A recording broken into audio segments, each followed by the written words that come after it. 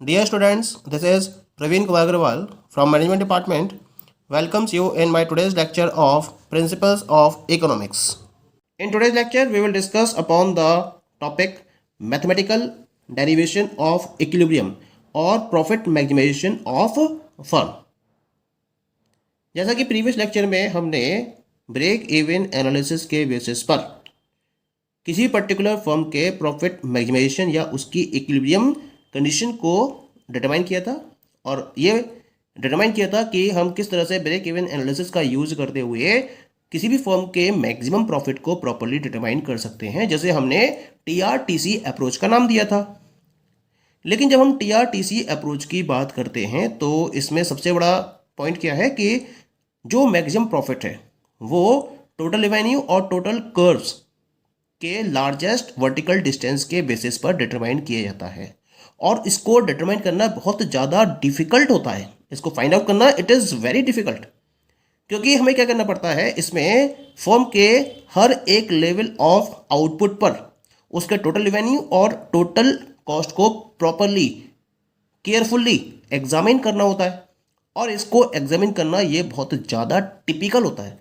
It is a cumbersome process, बहुत typical process होती है और एग्जैक्टली और प्रॉपरली आप इसको फाइंड आउट नहीं कर सकते, कैलकुलेट नहीं कर सकते हैं। ये सबसे बड़ा ड्रॉबैक रहा था TRTC अप्रोच का। तो इसी पर्टिकुलर लिमिटेशन की वजह से, TRTC अप्रोच की इस लिमिटेशन की वजह से जो मॉडर्न इकोनॉमिस्ट थे, इन्होंने क्या करा, फर्म के इक्विलिब्रियम कंडीशन को एक्सप्लेन करने के लिए इस MCMR अप्रोच का यूज किया। It means that on the basis of MCMR approach, we will determine the equilibrium or profit maximization condition of the firm। और इसके लिए हम एक प्रॉपर मैथमेटिकल डेरिवेशन भी फोकस करेंगे। लेकिन पहले डिस्कस करते हैं कि इस अप्रोच के अकॉर्डिंग फर्म के मैक्सिमम प्रॉफिट को किस तरीके से डिटरमाइन किया जाता है। तो क्या कहते हैं ये approach? According to this approach, a firm will continue to produce so long as the cost of producing an additional unit is less than the sale proceeds of an additional unit. Since every such unit increases the profit of the firm, the equilibrium of the firm occurs at the point where MC intersects MR from below. Beyond this point of equality between MR and MC, the firm will be incurring losses and thus will be reducing its total profits।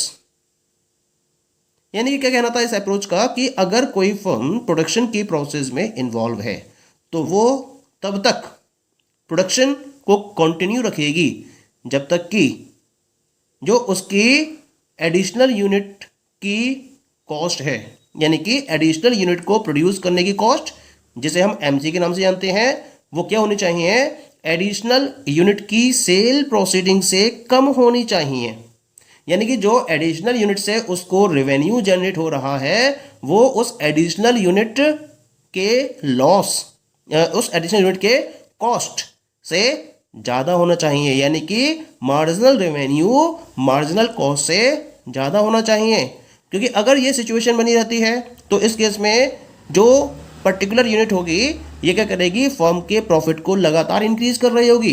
यानी कि जैसे जैसे marginal cost कम होती चली जाएगी और marginal revenue बढ़ता चला जाएगा, तो उस केस में क्या होगा, हर एक ऐसी यूनिट फर्म के प्रॉफिट को लगातार इंक्रीज कर रही होगी और जो फर्म का इक्विलिब्रियम है, अब इक्विलिब्रियम में हम मैक्सिमम प्रॉफिट को भी इंक्लूड कर सकते हैं या फिर मिनिमम लॉसेस को भी इंक्लूड कर सकते हैं। यानी कि जो फर्म का इक्विलिब्रियम होगा वो उस पर्टिकुलर पॉइंट पर होगा जहां MR और MC दोनों को इंटरसेक्ट करेंगे, यानी कि इक्वल होंगे, और यहां जो MC है वो MR को बिलो से इंटरसेक्ट करते हुए ऊपर की तरफ मूवमेंट को फॉलो करेगी। तो दो कंडीशन हो गई यहाँ पर ना, एक तो मार्जिनल रेवेन्यू और मार्जिनल कॉस्ट दोनों इक्वल होने चाहिए, और दूसरी कंडीशन है कि जो मार्जिनल कॉस्ट कर्व है वो मार्जिनल रेवेन्यू कर्व को बिलो से इंटरसेक्ट करते हुए जाएगा।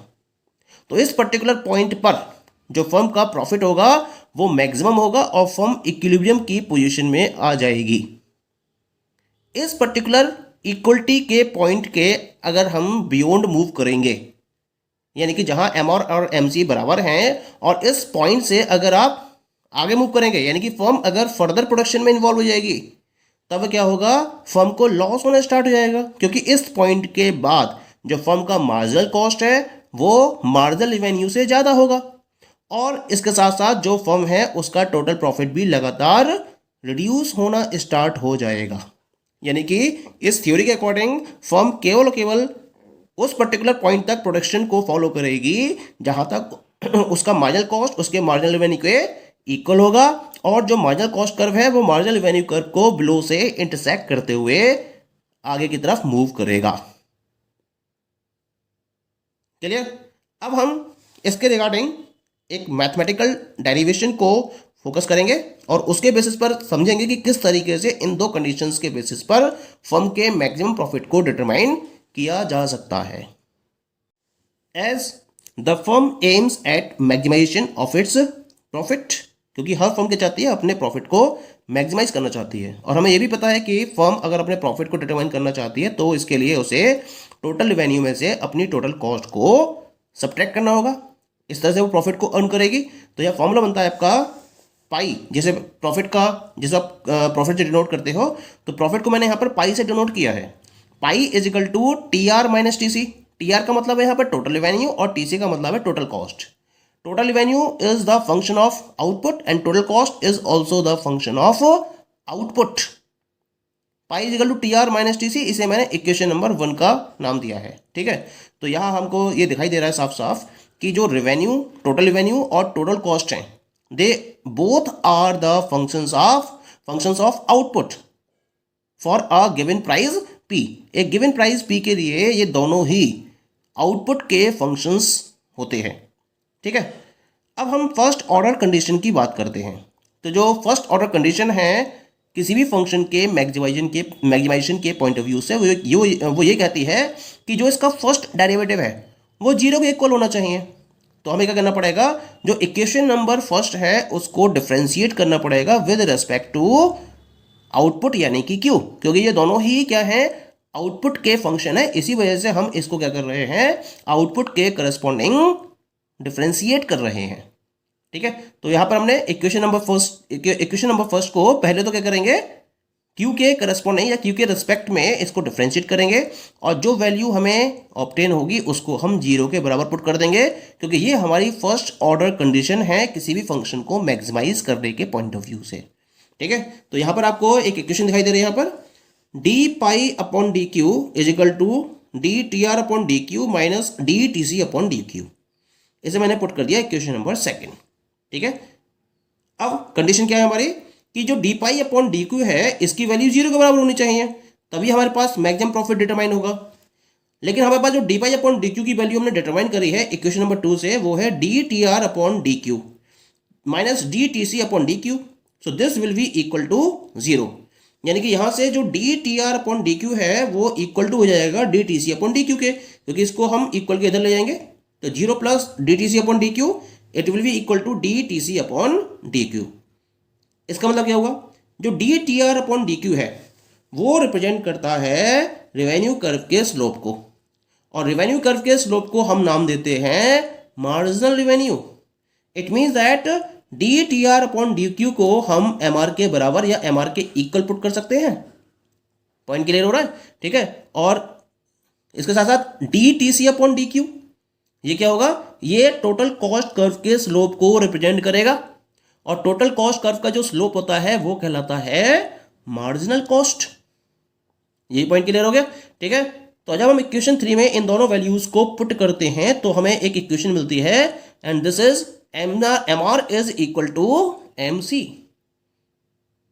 Given that M C is greater than 0, M R also भी पॉजिटिव एट इक्विलिब्रियम, यानी कि मार्जिनल कॉस्ट की वैल्यू पॉजिटिव होनी चाहिए, और मार्जिनल रेवेन्यू किसके बराबर हो गया, मार्जिनल रेवेन्यू मार्जिनल कॉस्ट के इक्वल हो गया। ये हमारे पास फर्स्ट कंडीशन ड्राइव हो गई with the help of the first order condition. तो फर्स्ट ऑर्डर कंडीशन के बेसिस पर हमने इसकी पहली कंडीशन डिटरमाइन कर ली प्रॉफिट मैक्सिमाइजेशन की, कि जो मार्जिनल रेवेन्यू है वो मार्जिनल कॉस्ट के इक्वल होना चाहिए। Now come to the second order condition. The second order condition for profit maximization requires that the second derivative of the function should be negative. यानी कि किसी भी पर्टिकुलर फंक्शन के रेफरेंस में second order condition क्या कहती है कि जो प्रॉफिट मैक्सिमाइजेशन है वो क्या होना चाहिए, उसका सेकंड डेरिवेटिव नेगेटिव होना चाहिए। यानी कि इसके लिए हमें इक्वेशन नंबर 2 को फिर से क्यू के रिस्पेक्ट में डिफरेंशिएट करना पड़ेगा। तो हमारे पास वैल्यू आएगी that is equal to d2q upon dq square is equal to d2tr upon dq square minus d2tc upon dq square. ठीक है, इसको हम लिख सकते हैं d अपॉन dq इंटू और ब्रैकेट में dtr अपॉन dq। ऐसे इसको लिख सकते हैं d अपॉन dq और ब्रैकेट में dtc अपॉन dq। लिख सकते हैं इसको हम इस तरह से, dtr dq को हमने पहले mr के बराबर पुट किया था और ऐसे dtc अपॉन dq हमने mc के बराबर पुट किया था। तो हमारे पास इक्वेशन आती है d2 pi upon dq square is equal to d upon dq of mr minus d upon dq of mc। Profit को मैक्सिमाइज करना है तो हमारे पास कंडीशन क्या है कि ये वैल्यू क्या होनी चाहिए, लेस देन जीरो, नेगेटिव होनी चाहिए। नेगेटिव का मतलब ये जीरो से कम होनी चाहिए। इसका मतलब d upon D Q of M R minus डी upon D Q of M C must be less than zero. इसका मतलब जो d upon D Q M R है वो लेस होगा d upon D Q M C के। इसको हम इस तरफ ले आएंगे तो d upon D Q M R is less than d upon D Q of M C. तो ये जो d upon D Q M R है ये क्या डिफाइन करेगा, स्लोप ऑफ एम आर को, और जो d upon D Q M C है ये कैसे करेगा, स्लोप ऑफ एम सी को रिप्रेजेंट करेगा। इसका मतलब कंडीशन क्लियर हो गई यहाँ पर कि जो एम सी कर्व है उसका स्लोप एम आर कर्व के कंपैरिजन में स्टीपर होना चाहिए। ये तो कह रहा है जो एम आर का स्लोप है वो एम सी से कम होना चाहिए, या हम कह सकते हैं जो एम सी का स्लोप है वो एम आर से ज़्यादा होना चाहिए। इसका मतलब जो एम सी कर्व है वो एम आर कर्व से ज़्यादा स्टीपर स्लोप पर होना चाहिए, या दूसरे शब्दों में हम कह सकते हैं कि जो एम सी कर्व है वो एम आर कर्व को बिलो से कट करेगा। ये हो गई सेकेंड ऑर्डर कंडीशन। और फर्स्ट ऑर्डर कंडीशन क्या निकल के आई थी हमारी, marginal cost must be equal to marginal revenue. इसका मतलब M C M R approach के according any of the firm will be in equilibrium और earning maximum profit at a point where the following two conditions are satisfied. ये दोनों condition satisfied होंगी जिस particular point पर, उस particular point पर कोई भी पर्टिकुलर फर्म अपने मैक्सिमम प्रॉफिट को अर्न कर रही होगी या वो इक्विलिब्रियम की पोजीशन में होगी। क्या क्या है ये दोनों conditions, the first one is the marginal revenue of the firm must be equal to its marginal cost, MC must be equal to MR, और दूसरी कंडीशन है इसमें that is MC curve must cuts the MR curve from below. Okay, thank you.